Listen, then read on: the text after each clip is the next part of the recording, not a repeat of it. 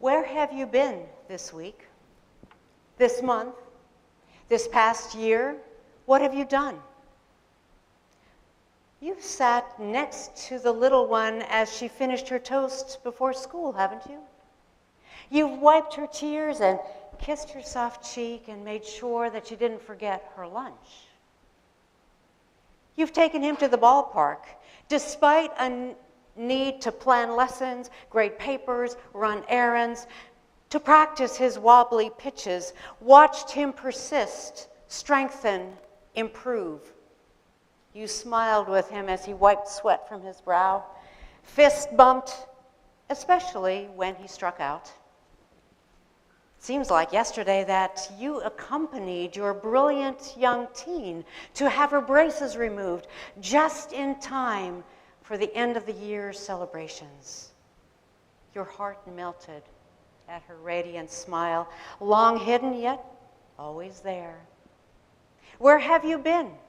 How have you managed to get up in the night when you yourself were frayed, overextended, worn down?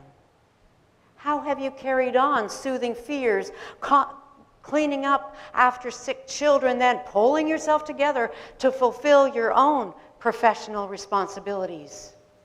You've been at school board meetings, attended games and concerns and concerts and science fairs, written opinion pieces for the local newspaper. You've showed up for city council meetings, helped your neighbors with their landscaping. At night, when all was quiet, you checked the news, read the historians, closed your eyes, and wept. You took so many breaths it seemed you may not have enough air.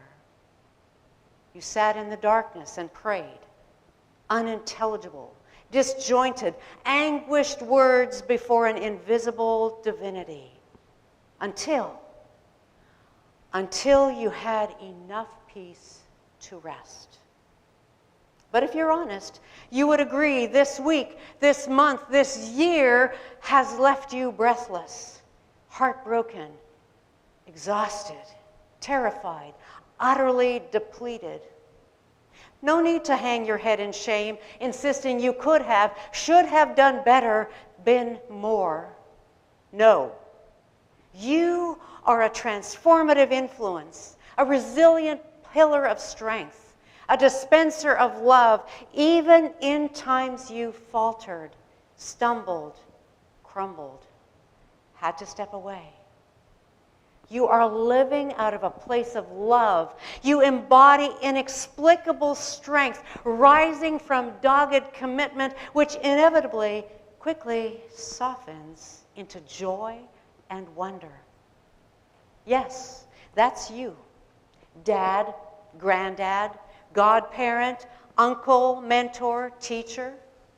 This is what it means, what it looks like, what it takes to find your way to the orchard.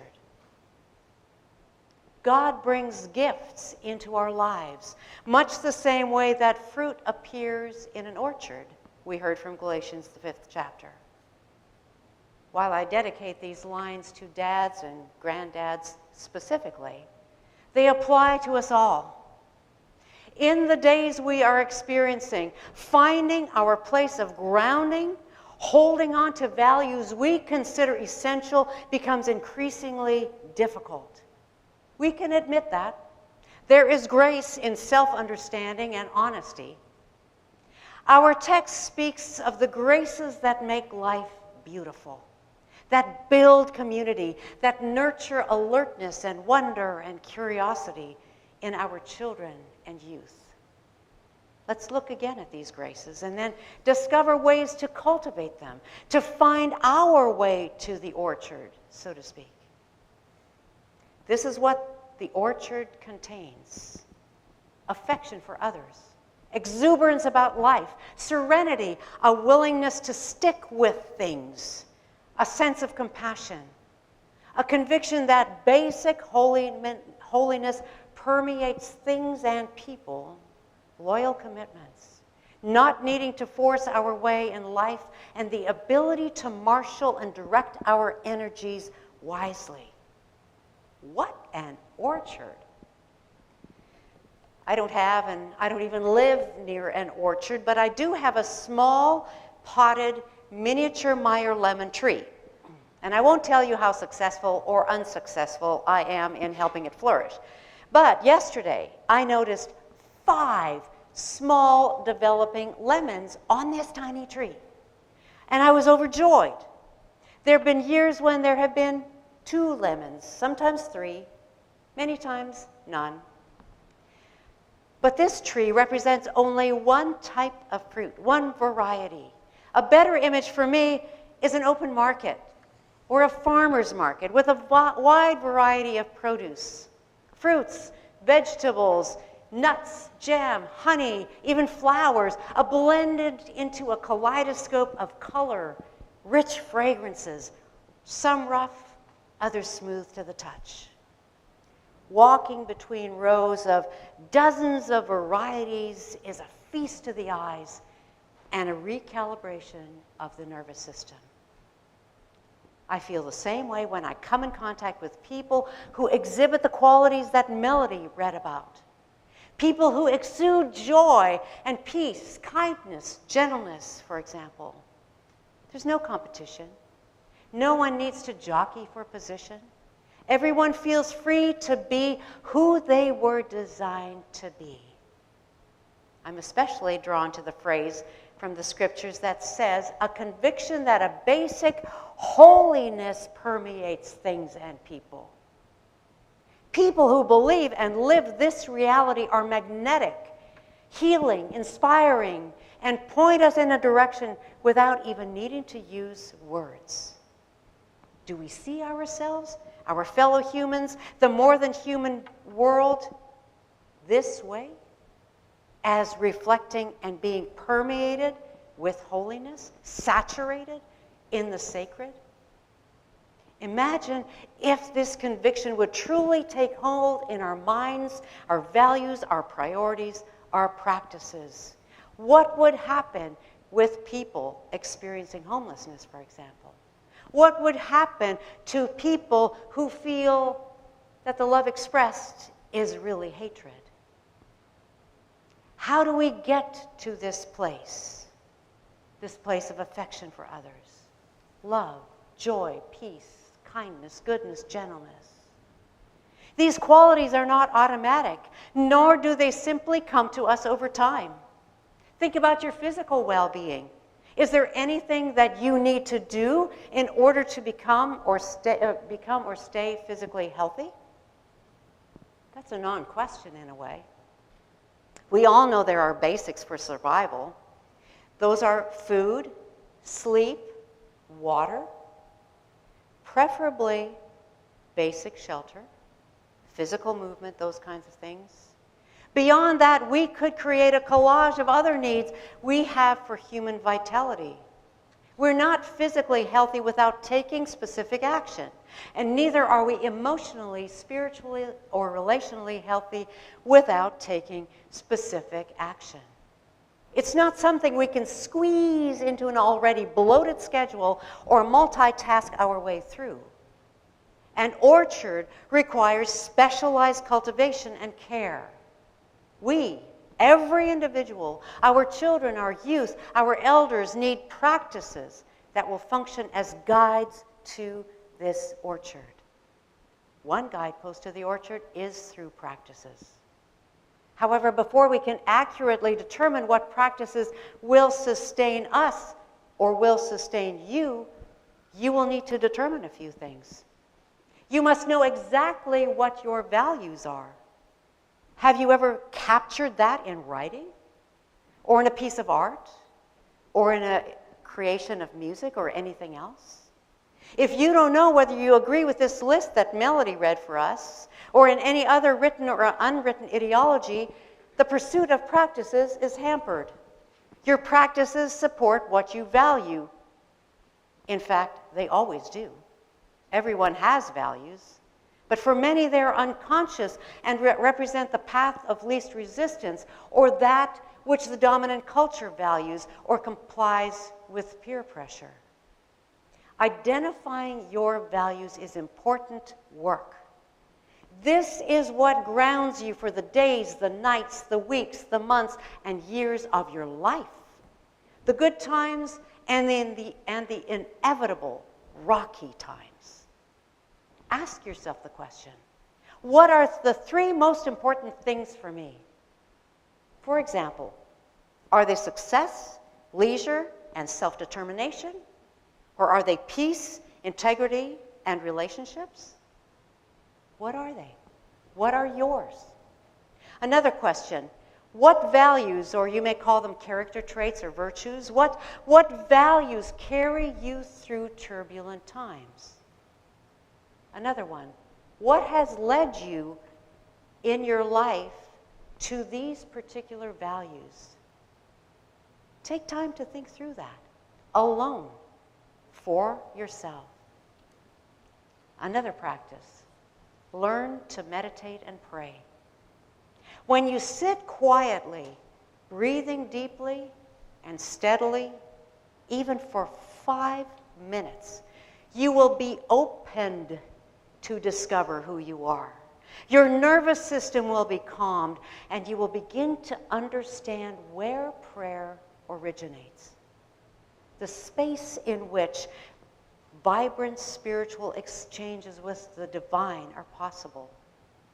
Now, vibrant doesn't have to equal extraordinary or exuberant. Vibrant is simply an encounter that is impactful, that nourishes the soul. It is experienced. It is not an intellectual exercise. Meditation begins to free you from the need to define and evaluate everything.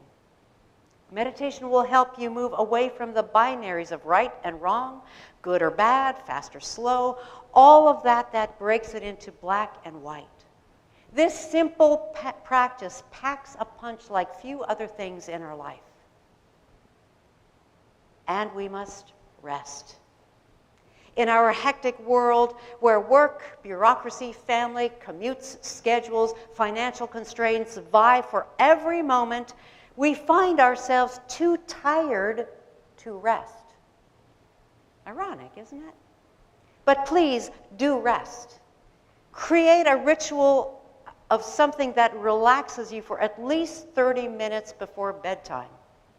And resist the myth that some people need only 4 hours of sleep a night. Sleep is designed to heal, to rejuvenate, to recalibrate everything that you have worn down during the wakeful hours of our life. There is no bypass or substitute. Knowing what you value, learning from meditation, and stabilizing your rest are practices which will lead you to the orchard with its fruit of love, joy, peace, patience, kindness, and so on. These and other tailored for you practices will lead you toward that orchard. Another guidepost in the orchard is our need for nature.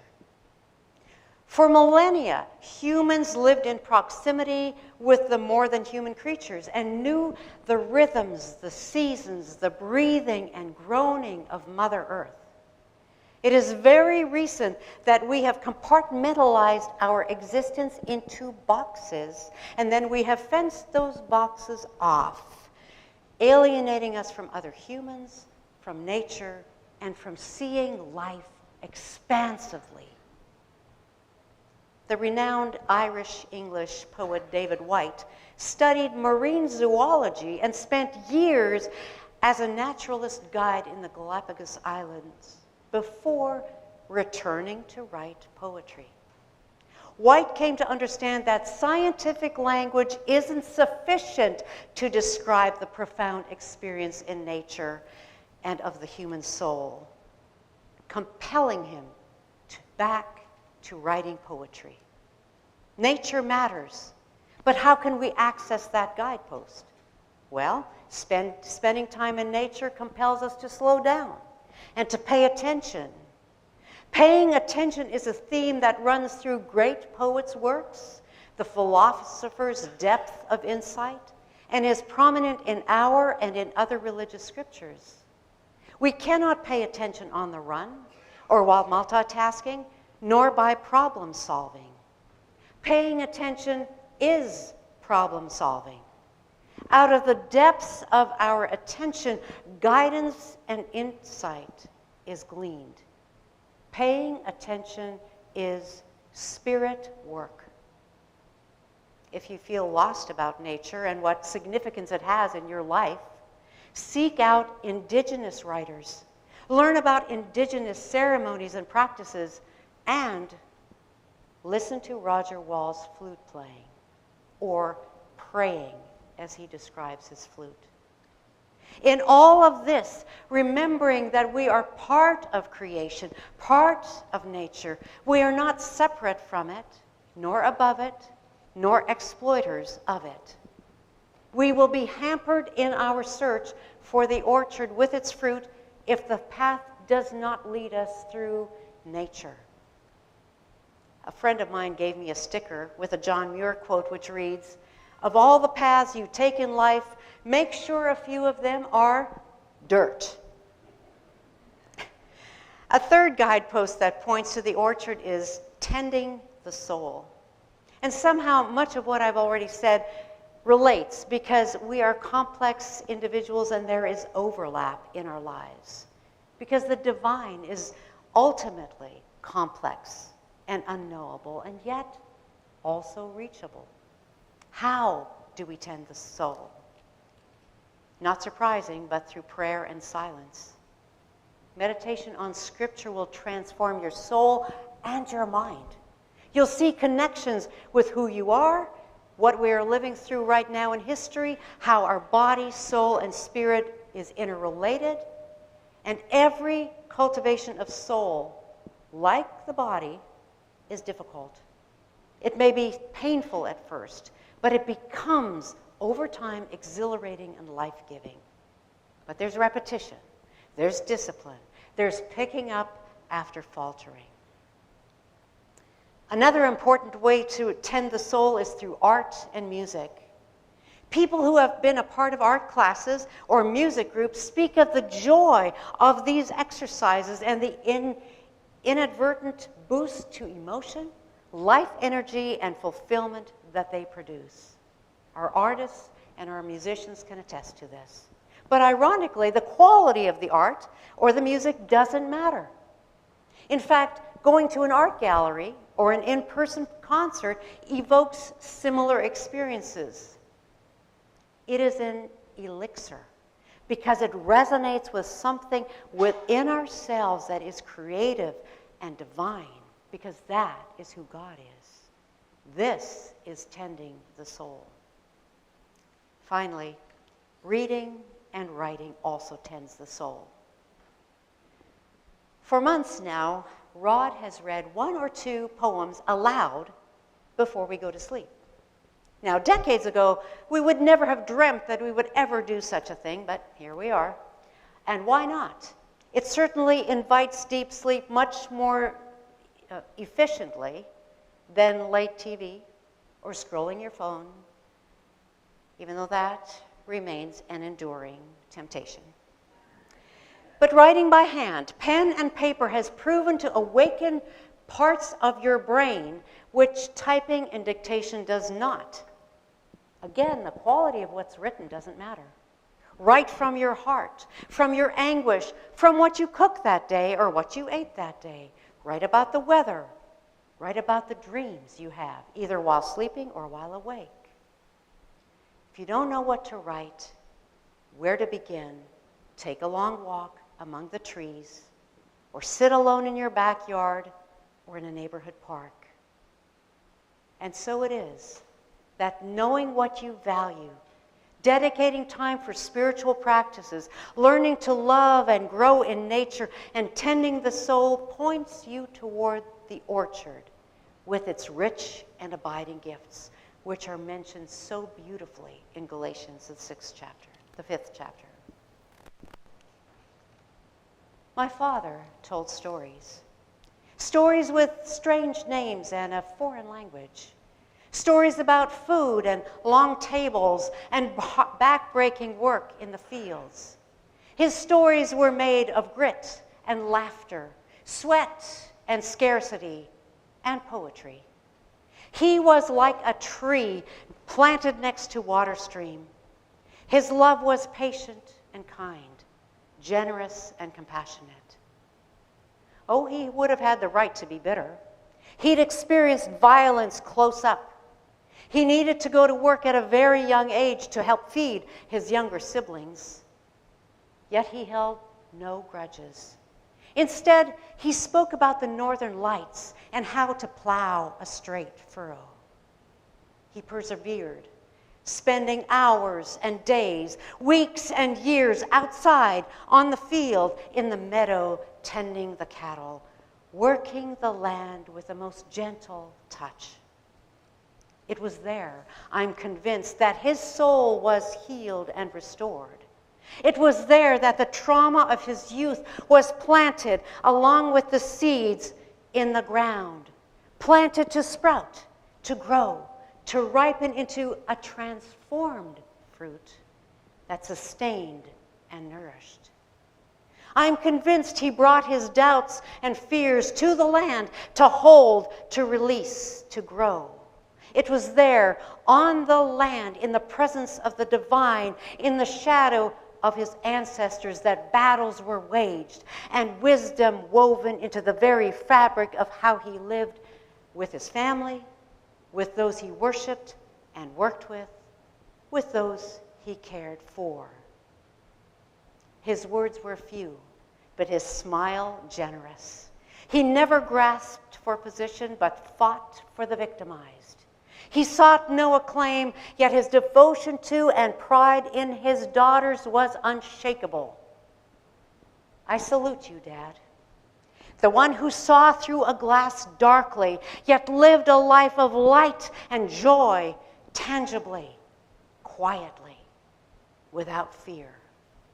May we all follow this lead and become ancestors who lead others onward to the orchard. Amen.